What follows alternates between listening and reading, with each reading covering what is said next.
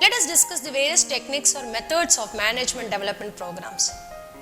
As we have already discussed about the training and development techniques, most of the techniques are common for training as well as development. The first technique is development under study method. We can also make the people study under what are all the developments which happen in their behavior and attitude and what is the required for the future job requirements.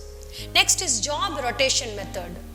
During the area itself, we can give them higher level responsibilities. We can test how far they are performing.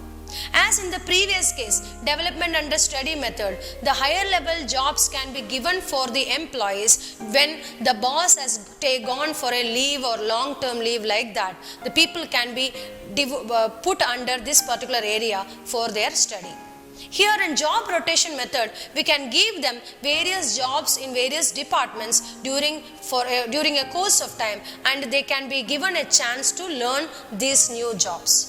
Another important type is conference. They can be allowed to participate on various conferences where a lot of discussions and a lot of concepts will be discussed, and these people can be given a learning on these parameters.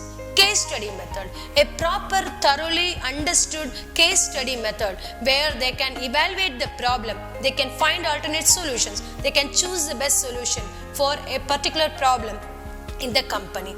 So there is case study method. Role play method. The specific people can be given certain roles. They can be asked to play the roles as a team player or as a team building activity. By doing this team building activity, they will understand various behaviors which they are foreseeing and various behaviors which they are showing and what is the consequence they are getting for these behaviors. Based on that, they can have a lot of learning. And in basket method also they will be put under laboratory kind of training method and their behaviors and attitudes can be developed. Sensitivity training. Here mainly focused on behavior modifications and behavior development and attitude training. How far they are sensitive to changes. This will be tested based on creating lot of circumstances.